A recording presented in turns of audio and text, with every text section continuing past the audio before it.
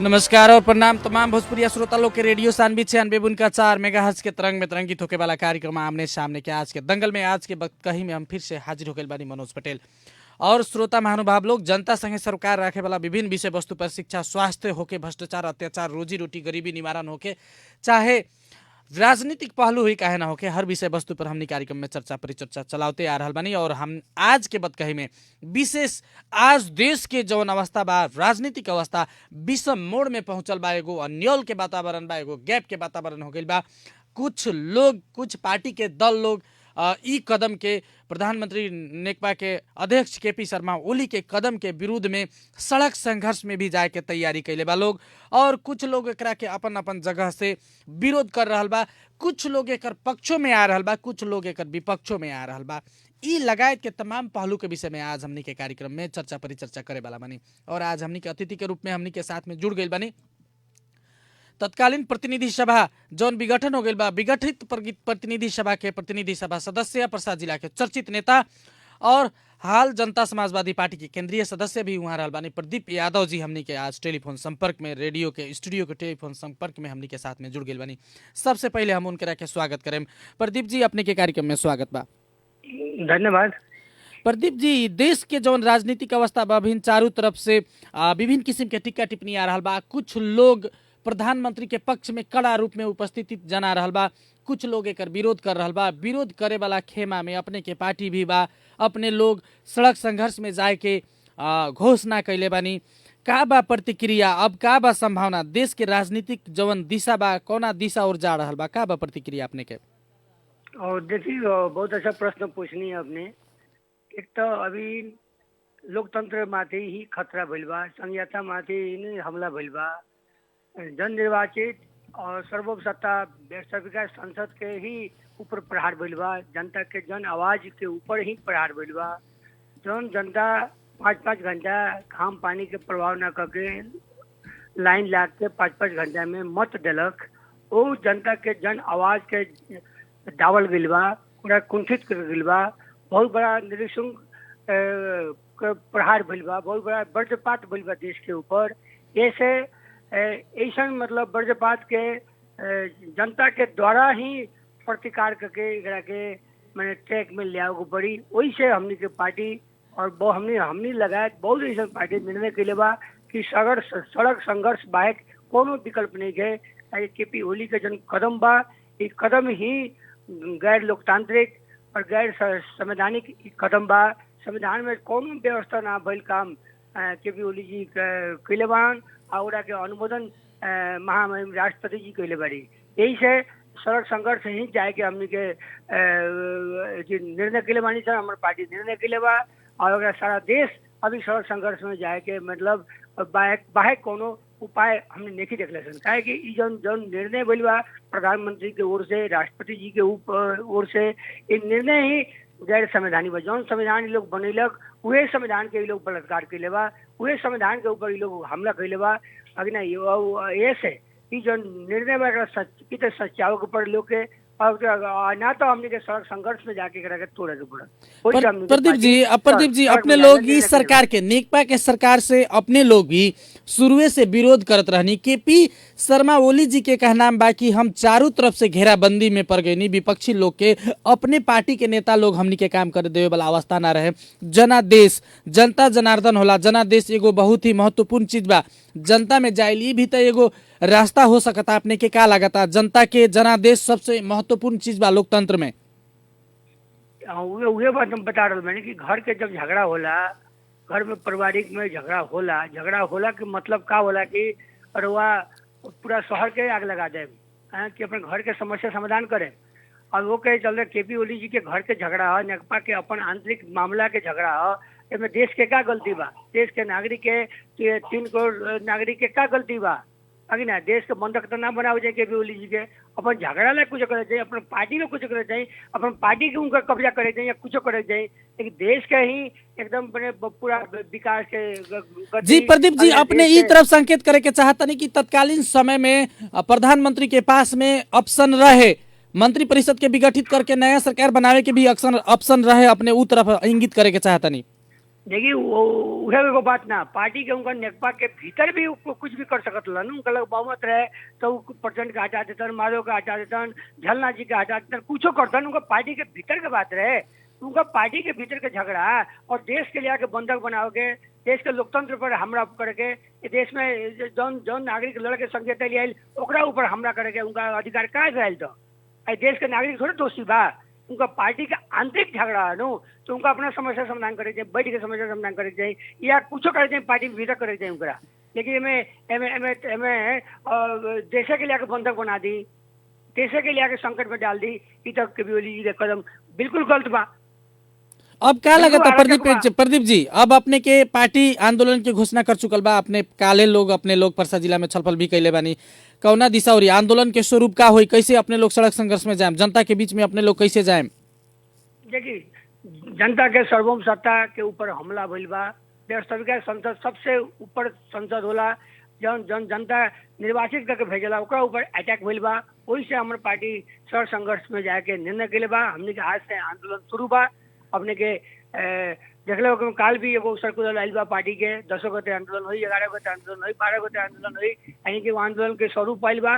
और बाद में जहाँ तक हमरा मैंने जानकारी मिला था कि अब कांग्रेस होके, समाजवादी होके, जनता समाजवादी, कांग्रेस और जन जन दूगो नेकपा भइल बा, एगो जन प्रचंड लगायत माधव नेपाल के नेकपा मिल के सड़क संघर्ष में जाएगी बड़ी। और केपी ओली के गलत कदम के, गैर राजनीतिक कदम, गैर लोकतांत्रिक कदम, जौन संविधान के ऊपर हमला भइल बा, एकरा के रक्षा करे खतरा हमने के पार्टी अब सड़क संघर्ष में जाके केपी ओली के कदम के सच्चाव के प्रयास करी। और जौन एक अब एगो रास्ता बाचल बा, जौन सुप्रीम कोर्ट, और सुप्रीम कोर्ट पे भी भरोसा बा कि सुप्रीम कोर्ट भी जो निर्णय करी उ 3 को नेपाली के पक्ष में निर्णय करी, और समय और जन जन संविधान में लिखल बा ओकरा पक्ष में निर्णय करी, हमने विश्वास बा।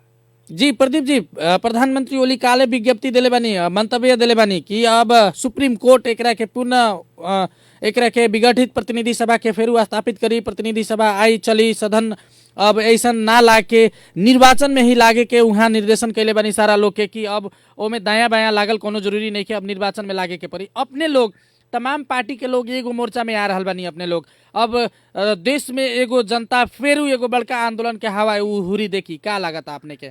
हमारा बात अच्छा में लगा था कि केपी ओली जी कहा था कि सुप्रीम कोर्ट वही डिसीजन करी, यानी कि सुप्रीम कोर्ट के प्रधान न्यायाधीश भी केपी ओली हवन, देश के प्रधानमंत्री हो, वो तो देश के प्रधानमंत्री हो। सुप्रीम कोर्ट तो न्याय विधि प्रणाली से चलेला, सुप्रीम कोर्ट कानून चलेला, सुप्रीम कोर्ट के मुंह दे के निर्णय ना करी, वो तो जन कागज के जन जन संविधान बा ओकर पाना पढ़ के एन के व्यवस्था देख के ही निर्णय करी सुप्रीम कोर्ट। यानी कि सुप्रीम कोर्ट के अधिकार ये तो प्रधानमंत्री नहीं कि अब पहले एडवांस में बोल देता है कि सुप्रीम कोर्ट ये डिसीजन करी, यानी कि सुप्रीम कोर्ट के प्रधान न्यायाधीश हुए उनका वो तो स्वाभाविक गुना हुआ, ये सुप्रीम कोर्ट के डिसीजन उनका कैसे पता बा? जी प्रदीप जी, अब परसा जिला के जनता जौन अपने के मत दे के अपने के चुनाव जीतैले रहनी, परसा जिला के जनता के अपने विश्वास लेके अपने सदन में प्रतिनिधि सभा में अपने गई रहनी, परसा जिला के समृद्धि के भी अपने के क्षेत्र के विकास के सारा बात अब थाथी रह गई, तत्काल के खातिर दूसर जनादेश जब तक लेना आई तब तक लेके खातिर परसा जिला के अपन आम कार्यकर्ता आम जनता के परसा जिला में अपने के जनता समाजवादी पार्टी के बरियार उपस्थिति बा, चारू क्षेत्र में प्रतिनिधि सभा अपने लोग के टीम जीतले बा, तो का कहें परसा जिला के जनता लोग के? देखिए सबसे पहले बात कहा बा कि परसा जिला के जनता या देश के संपूर्ण नागरिक अगले 5 वर्ष खतरा माइनर तक हमने जीता के भेजा बा कि 5 वर्ष हमारे प्रतिनिधि काम करी। यही से जौन केपी ओली के जौन गलत कदम बा, गलत निर्णय बा, गैर संवैधानिक जो निर्णय बा, एकरा खिलाफ सड़क संघर्ष में जाएके कही हमने की जनता और हमने कहत भी बढ़े, और सड़क संघर्ष में जाके गैर राजनीतिक कदम के, गैर लोकतांत्रिक कदम के, गैर संवैधानिक कदम के हमने के तोड़े सन। जनता से बढ़कर कोनो केहू ना होला, जन आवाज से बढ़कर केहू ना होला। अपने देखले हो बराबर हिटलर के तानाशाही के जनता सड़क पे जाकर तोड़ दिल, हिटलर ही अभी ना राजा महेंद्र के हिटलरी तोड़ दिलक, राजा वीरेंद्र के हिटलरी तोड़ दिलक, राजा ज्ञानेंद्र के हिटलरी तोड़ दिलक।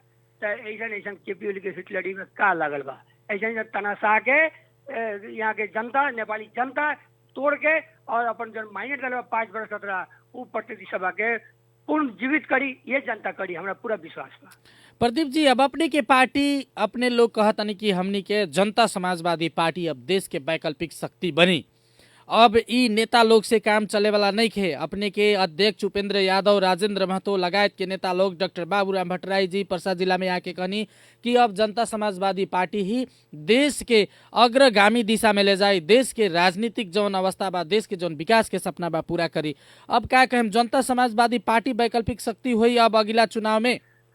निश्चित रूप में आवेला, मतलब अब आवेला हमनी के जन 2 वर्ष के बाद चुनाव हुई, जी जी उसमें जनता समाजवादी पार्टी बड़का पार्टी के रूप में उभरी थी देश में। क्या कि जनता समाजवादी के विचार, जनता समाजवादी पार्टी के सिद्धांत मधेश, पहाड़, हिमालय में रहल, उत्पीड़न में रहल, संपूर्ण नागरिक अधिकार खतरा लेके आगे बढ़ रहा है ना।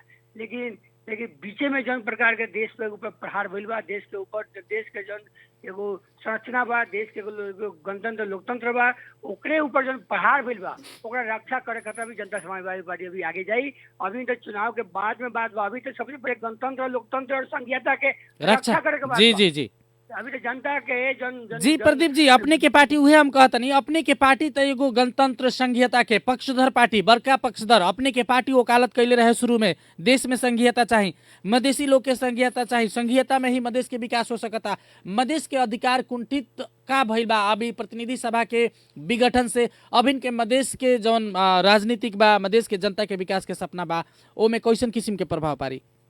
हम तो अपने के अभी वही बात हम तो कहते नहीं अपने के, जब गणतंत्र, लोकतंत्र और संघीयता ये नागरिक ये मधेसी लड़ के लिए आयल, ओकरे ऊपर अटैक हो गई बा, अभी ओकरे ऊपर प्रहार हो गई बा, है ना। ऐसे ओकरा भी रक्षा करे, ओकरा के बचाव बहुत जरूरी बा। ऐसे जनता समाजवादी पार्टी अभी ओकर रक्षा करे खतरा जो अभी प्रतिनिधि सभा विघटन भइल बा, गैर लोकतांत्रिक, गैर संवैधानिक तरीका से ओकरा के पहले पुनः स्थापना करी, ओकरा के पुनः जीवित करी और जीवित करके और आवेला दिन में मधेसी माने जनजाति, तमसिलिंग, लिम्बुआन, कुम्बुआन, तम्बुआन लगायत के जो देश के उत्पीड़न में पड़ल लोग बा, ओकरा के आगे बढ़ाव के काम करी। अब प्रदीप जी, ई सब काम जोन हो रहा बा सदन में, ई सब जोन काम सदन में हो रहा बा, एक तो संघीयता से विकास नहीं के होके सक रहा, स्थानीय सरकार में भ्रष्टाचार बढ़ गई बा, नेता लोग 5 वर्ष के हेतना मतलब एगो कहीं तो 2/3 के बहुमत के सरकार भी बढ़िया से चलावे ना सक रहा अवस्था में जनता के नेता लोग प्रति आघात मतलब एगो भीतरे से मतलब एगो एथी जागिल बा कि नेता अब देश के विकास ना करे सकी। अब दोसर राजनीतिक ऊ चाही, राजावादी के शक्ति लोग के देख रहा बानी, चहल पहल अपने राजा 10 गते संबोधित करे वाला बा देश के, अपने ये बात सुननी है का लागत ऐसन गतिविधि से कहीं देश में दोसर राजनीतिक राजा के भी लियावे के खेल के रूप में एकरा के भी कुछ लोग ले ले बा, एमे अपने के धारणा का बा? देखिए वो बात का बा कि अब राजावादी लोग के जन दिवस सपना बहुत दिवस सपना रह जाए, जी जी वो बात में मत जाए, कोनो ऐसा उमें बात में दम ही नहीं है। राजावादी लोग आज कहाँ बा, कहने वाले 2-4 आदमी मोटरसाइकिल, 2-4 लीटर तेल मिल गए कोनो कोनो के, और से जाकर फुफड़ा लोग देश में राजा आ जाए। और राजा का कैलक देश के, राजा महेंद्र, राजा वीरेंद्र, राजा ज्ञानेंद्र देश के लुटलक, देश के का कैले बा, देश के कौन विकास गति बढ़ेले बा? जी प्रदीप जी, अब लोग कहता कि पहले एगो राजा लुटलक, अब सारा राजा लोग बन गइल बा, अब पहले एगो राजा लुटलक, अब सब राजा लोग लूट रहल बा, कह के जनता कह रहल बा। ई बात एगो बात सुनी ना अपने, जौन आदमी किराइल बा ओकरा के किराइल के काट के फेंके नो। जी जी आगे ना रवा मैंने कैंसर हो गई तो कैंसर का नहीं इलाज करे, आदमी के मारते हैं। लोकतंत्र गणतंत्र के दोस्त नहीं गए, व्यक्ति के दोस्त बा। अब 2/3 बहुमत झंडे 2/3 बहुमत नेकपा के मिलल, नेकपा तत्कालीन नेकपा हिमालय, तत्कालीन नेकपा माओवादी के मिलल है, मिल के नेपाली जनता माइनर दिलक, ओकर दोस्त सारा लोकतंत्र गणतंत्र में लियावे लोग तो नहीं के, ओमे किराए लोग बानू, ओमे गद्दार लोग बानू, ओमे न बंदर बा जना के हाथ में उदराज के माला मिल गई, वो बंदर नोच के खा गई। कुछ बंदर ऐसा होला है कि उदराज के माला देने ओकरा कब पता कि उदराज बड़ा महत्वपूर्ण चीज होला, पहले नोच के बिक दी। वैसा क्या हो गया, ना पचल गणतंत्र, ना पचल लोकतंत्र, ना पचल संघीयता, ना पचल व्यस्त संसद के 3 को नेपाली जनता के माइनेट, वो माइनेट के साथ खिलवाड़ भइल बा। ऐसे जौन जौन कैंसर बा ओकर इलाज कइल जाई। जी वही हम बात कहते नहीं प्रदीप जी, विपक्षी लोग के जौन दबाव होके के चाहिए, विपक्षी लोग के जौन रोल होके के चाहिए देश में, विपक्षी लोग के जौन दबाव होके के चाहिए। अपने देखनी है देश में पिछला बार कितना भ्रष्टाचार, हत्या, हिंसा, बलात्कार के घटना सब कितना भइला। इस सरकार से विपक्षी लोग इस सरकार के भी ना घेरे सकल, सरकार ऐसा कदम करलक, वो बखत भी विपक्षी लोग अपने लोग ना रोके सकनी, अपने के पार्टी लगाए नेपाली कांग्रेस विपक्षी में रहनी। अपने को क्लियर बताता नहीं, अपने को मालूम हुई कि प्रमुख प्रतिपक्ष विपक्ष नेपाली कांग्रेस के जो धंधा रहे ठीक ना रहे, ये मालूम है अपने के व्यवस्थापिका संसद में रोल रहे ठीक ना रहे, आगे ना जी जी एगो हम अपन पार्लियामेंट में ये चीज के उठेलो नहीं हम कि सरकार के रक्षा मैंने सरकार के भ्रष्टाचार के साक्षी किनारा बैठल प्रमुख प्रतिपक्ष नेपाली कांग्रेस जब साथ बा तो देश में भ्रष्टाचार बढ़बे करी। हम पार्लियामेंट में बोल रहे नहीं, अपने लिंक चाहिए लिंक भेज दें, एगो शहर भी बोल रहे नहीं हम, बहुत बढ़िया अपने की याद हुई, और ना याद हो तो अपने का लिंक भेज दें देखल जाये।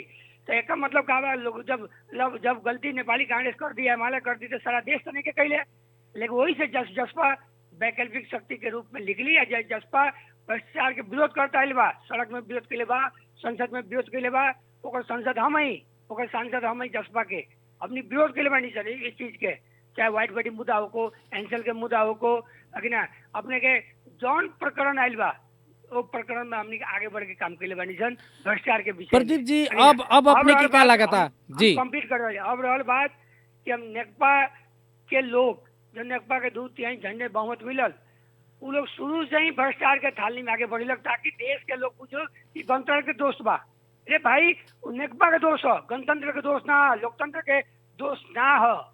वो गलती करी तो गणतंत्र लोकतंत्र दोस्त देवल ठीक नहीं के, वो तो केपी ओली के डिजाइन है कि भ्रष्टाचार के चरम सीमा बढ़ावल जाओ ताकि लोग इस सिस्टम पर दुखित हो जाओ, सिस्टम के लोग विरोध करो। वो तो केपी ओली के डिजाइन है, डिजाइन नेपाली जनता बुझता, नेपाली जनता केपी ओली के डिजाइन में पड़े वाला नहीं के, केपी ओली के झांसा में पड़े वाला नहीं के। यही से राष्ट्रपति और प्रधानमंत्री गलत कदम के नेपाली जनता विरोध करी और नेपाली जनता से बड़का कोनो जनता ना हो जी। कोनो यहाँ नहीं के, यहाँ के कोनो सिस्टम नेताजी इस सिस्टम प्रतिनिधि सभा जन पूर्ण भंग में पूर्ण स्थापना कराई। जी नेताजी कब तकले जनता फोरम नेकपा के आरोप लगावेला, नेकपा कांग्रेस के आरोप लगावेला, कांग्रेस नेकपा के आरोप लगावेला, हर एक पार्टी एक दूसरा के आरोप लगावेला, लेकिन जनता के जौन विकास के मार्ग चाहिए वो मिले नहीं के सक रहा। जनता के रोजी रोटी के सवाल, जनता के रोजगारी के विषय वस्तु में, किसान के समस्या के विषय में सरकार नेता लोग बोले नहीं के सक रहा। अपने के क्या लगता अभी अब जी जी जसपा की बात करें तो 2046 साल के बाद बहुदल आए, 48 साल के बाद संसदीय प्रणाली आई, चुनाव भइल, 48 में चुनाव भइल, 51 में चुनाव भइल, 56 में चुनाव भइल, 63 में भइल, 70 में भइल, 74 में भइल। अपने 74 से पहले 48 साल के बाद में और 70 साल तक ले यहाँ नेपाली कांग्रेस और नेकपा और एक बेर राप्रपा राज के लेबा ओकर सारा काम के एगो बास्केट में रखी और जसपा के सांसद के एगो बास्केट में रखी दी जाए अपने हाथ में मिल जाए। विकास के मामला में अपने विकास की बात करता नहीं तो जसपा के एगो सांसद प्रदीप यादव की बात करके रखी, हमने के विकास के एगो बास्केट में रखी, हम जन पहल का बार सांसद बनल बानी और 48 साल के बाद में 70 साल तक ले जितना भी सांसद लोग बनल बा वो लोग एगो बास्केट में रखी और जाके निरीक्षण करी और घर घर में जाए, गाँव गाँव में जाए, अपने के रिजल्ट मिल जाये। ये विकास में जसपा आगे रहे कि पहले का सांसद लोग आगे रहे। ये मामला में हमने के किसान के मुद्दा में आगे बढ़ल बानी सन, हर एक मुद्दा में हमने आगे बढ़ल बानी सन, लेकिन जो नेकपा के सरकार है ओकरा हाथ में सब अधिकार रहे नु विकास की गति बढ़ावे के, किसान के समस्या हल करे के, देश के बेरोजगारी हल करे के, जौन सरकार चलाओ तो हाथ में होला नु। जी प्रदीप जी अब लेकिन अब जनता अपने के का लगता अब जनता अब आंदोलन के मार सहे सकी? 9 महीना के ई बंदाबंदी देश में चलल, कोरोना के काल में व्यापार बिजनेस सारा चीज ठप हो गई बा, अर्थव्यवस्था देश के जर्जर हो गई बा। अब फिर लंबा संघर्ष लंबा आंदोलन अगर हुई देश में तब व्यापार कौना दिशा उड़ी जाए, देश के अर्थतंत्र कौना दिशा उड़ी जाए? एकदम कितना बढ़िया प्रश्न, सटीक प्रश्न ले बानी अपने मनोज जी। अपने के प्रश्न के हम विदाई देते बहुत बहुत धन्यवाद देते प्रश्न के। ये बताई 9 महीना से करीब 10 महीना हो गई समझी। चीन में तो 1 साल हो गई, देश में कोरोना आयल, विदेश में कोरोना आयल, कोरोना के कहर के शिकार नेपाली जनता बनल, एक तो नेपाली जनता नहीं के, नेपाली जनता बहुत बड़ा मार में पड़ल। चाहे वो गरीब नीमू का खाए ना खैला बिना मर गई, बहुत लोग सुसाइड कर लग, बिजनेस ध्वस्त हो गई। तो अभी देश के जरूरत का रहे, अभी देश के शासक के का काम करे के चाहिए। अभी तो कोरोना के खोप लिया के चाहिए, कोरोना के खोप लिया के देश के नागरिक के बचावे के चाहिए। जन जन जन बेरोजगारी समस्या भइल बा ओकरा के रोजगार देवे के चाहिए। बिजनेस ध्वस्त भइल बा ओकरा के बिजनेस के ज्यादा सब्सिडी दे के ओकरा के बिजनेस के उठावे के चाहिए। वो काम करे के चाहिए कि देश के लोकतंत्र और गणतंत्र पर हमला करे के चाहिए। देश के और भार में ले चुनावी में ले के अब 30 करोड़ 25 करोड़ रुपया लगा के देश और बर्बाद होगी ना हुई। केपीओली के कदम कितना खतरनाक कदम बा। अब तो एक तो देश कोरोना के कॉल से बर्बाद होते लगा। अब की चुनाव ले आके 25 अरब ले आके क्या खर्चा करी। अब कहाँ से ले केपीओली की सरकार। देश के सिस्टम खत्म होगी ना हुई। जन गरीबी नीचे रेखा में जाएगी ना, रेखा में नहीं जाएगी ना, ना जाइए अब तो। जी अपने एकदम प्रदीप जी अपने एकदम सही बात कहता नहीं विरोध करता नहीं सर। और सर्वोच्च अदालत के अभी के विश्वास बा कि केपीएल के गलत कदम के सच्चाई और प्रतिनिधि सभा के पुनर्स्थापना करी और देश के नागरिक के अभी सेवा में गल जरूरी बा। हमनी के खोप लिया जरूरी बा, खोप लिया के यहाँ के नागरिक के बचाव जरूरी बा। यहाँ के बिजनेस ध्वस्त भइल बा ओकरा उठाव जरूरी बा। जन गरीबी रेखा के मुनि चल बा, जन गरीब भूखे मर ओकरा जियावल जरूरी बा। लेकिन केपी ओली एने ध्यान ना दे के वो अपन कुर्सी के लगा बाची हम कुर्सी में के लगा हम जीवन भर ओला काम के ले बा। जी प्रदीप जी अब अपने लोग आंदोलन में जा रहा था नहीं एगो और मार्ग हो सकता आंदोलन के संगे संगे सर्वपक्षीय नेता लोग के भेला करके बैठ के छलफल करके एक रखे कैसे निकास देवल जाओ ई विषय के कार्य दिशा में भी काम कइल जा सकता कि लागत है हमरा। देखिए हर एक विषय में सलाह हो रहा बा। केंद्र में सारा पार्टी के गणतंत्र लोकतंत्र संघीयता लियाल बा वो पार्टी के लोग बैठ के विचार विमर्श कर रहा बा कि कौन तरीका से ये आंदोलन में जाइल जाओ कि जनता मार में ना हो और हमनी के मैंने जन हमनी चाहते हैं जो पूरा भी हो वो काम हो रहा बा। एक एगो उपाय बा जनता मार में ना जाए, जनता आंदोलन में ना जाए के पड़ी। एक एगो उपाय बा तो मानिए जन सुप्रीम कोर्ट बा उस सुप्रीम कोर्ट जन डिसीजन करो संवैधानिक तरीका से करो और संविधान में जन लिखल बा वो तरीका से करो है कि ना। अब देखला राष्ट्रपति की जन विज्ञप्ति बा वो राष्ट्रपति की विज्ञप्ति अपने अच्छा से पढ़ी, 1 महीना 2 बे 3 बे पढ़ी। राष्ट्रपति जी कोनो संविधान के धारा नहीं मैंने स्पष्ट कैले वो सीधे उनका बात करें तो राष्ट्रपति जी विज्ञप्ति लिखले बाड़ी। पहल का जन अभ्यास रहे प्रधानमंत्री लोग पहल के जन जी ऐसे पहले भी भइल रहे सदन विघटन ऐसे पहले भी भइल बा व्यवस्था का संसद भंग कैले बा और विदेश का अभ्यास देख के विदेश का अभ्यास अब पहल का कानू प्रधानमंत्री जी लोग कैले बा वो अभ्यास देख के हम ही काम कैले बानी। यानी कि राष्ट्रपति जी इस संविधान तक नहीं कैले वो अपने स्वीकार करता रही इस संविधान के धारा तक नहीं तकले विदेश का अभ्यास। यानी कि विदेश के संविधान पहल का संविधान जन संविधान मर गई वो संविधान के लिया के ये काम कैले बारी। यानी कि ये खुद स्वीकार करता रही राष्ट्रपति जी कि ये हम संवैधानिक काम नहीं कैले गैर संवैधानिक काम कैले बानी। उनका विज्ञप्ति कहता हम नहीं कह जी प्रदीप जी। अब जैसे कि सुप्रीम कोर्ट के निर्णय आए, सुप्रीम कोर्ट के निर्णय सर्वोच्च अदालत के निर्णय आवे से पहले भी तो अपने के पार्टी विगठित प्रतिनिधि सभा के बैठक बुलावे के खातिर सभामुख के आग्रह करे के भी जसपा निर्णय कैले बा। ओले जसपा निर्णय कैले बा है ना। जी जी ओले जसपा निर्णय कैले बा। आजू हमारा विश्वास बा कि अपने के जन प्रचंड और माधव नेपाल के नेकपा बा वो भी निर्णय करी है ना। और भी पार्टी निर्णय करी, कांग्रेस भी निर्णय करी और वेस्टर्न का संसद के बैठक सभामुख जी बोले हमने की विश्वास बा। जी प्रदीप जी अब जैसे कि व्यवस्थापिका संसद के बैठक सभामुख बोलाई अपने लोग के विकास बा विश्वास बा का बा ऐसा प्रोविजन बा सदन विघटन हो गई राष्ट्रपति से जब छाप ला गई तो सभामुख लगे उतना हैसियत उतना अधिकार हो सकता। एगो बताई संविधान के जो रक्षक भक्षक हो जाई जी जी संविधान के रक्षक ही भक्षक हो जाई और संविधान के कोनो धारा नाटक गलती काम करी तो का सभामुख जी चुप लगा रहे बैठियन।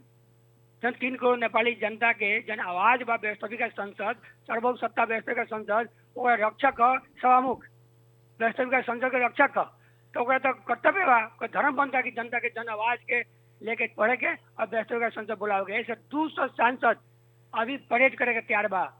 सुप्रीम कोर्ट में परेड कर दी, बालुवाटार में परेड कर दी और 200 सांसद व्यवस्थापिका संसद में आह्वान कर सभामुख जी 200 सांसद पहुंचे हमारा पूरा विश्वास बा। जी प्रदीप जी अपने व्यस्त बानी फिर भी हमनी के समय देनी अंत में एगो प्रश्न फर्क ई राजनीतिक विषय वस्तु से तराई में शीतलहर चल रहा बा। पर्सा जिला में विपद व्यवस्थापन समिति मार्फत कुछ ज्येष्ठ नागरिक लोग के सामान वितरण करे के भी छलफल भइल बा। अपने लोग के ई बात जानकारी हुई कब वितरण हुई? ई ठंडा बीत जाए तब वितरण हुई कि बीचे में वितरण हुई? देखिए शीतलहर चलल बा में स्थानीय निकाय के सबसे आगे बढ़े के चाहिए।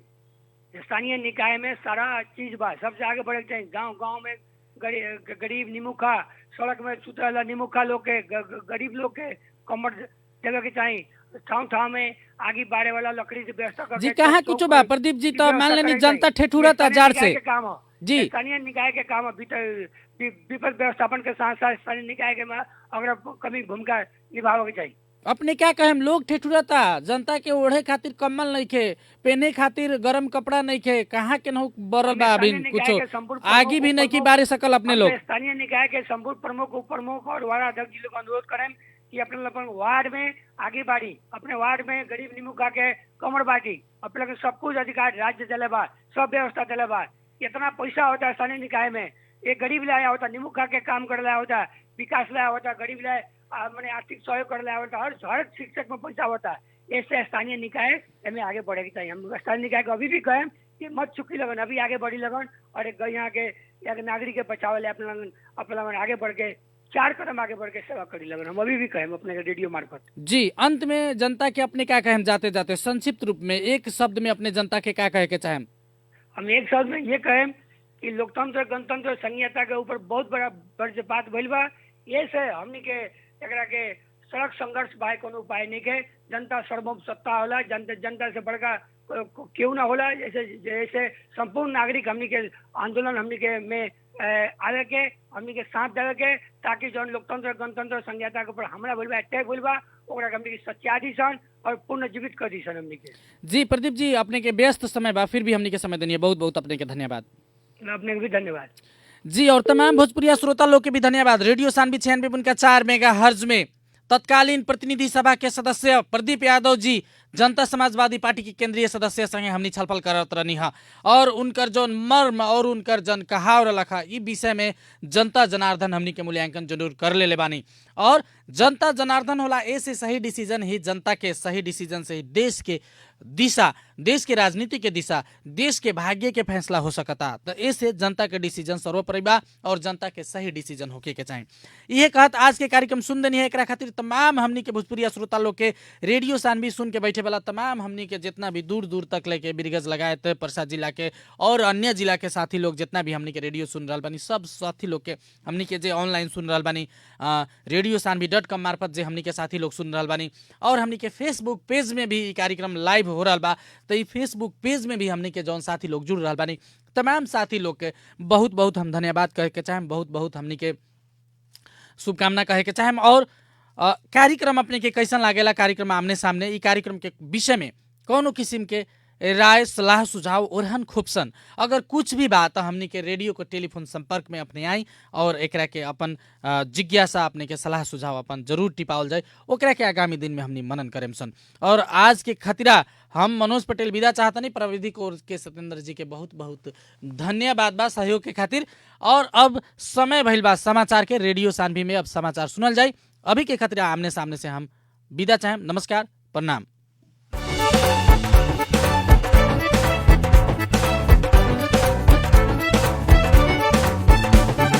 नेपाली मन को आवाज हो यो रेडियो सानवी नारी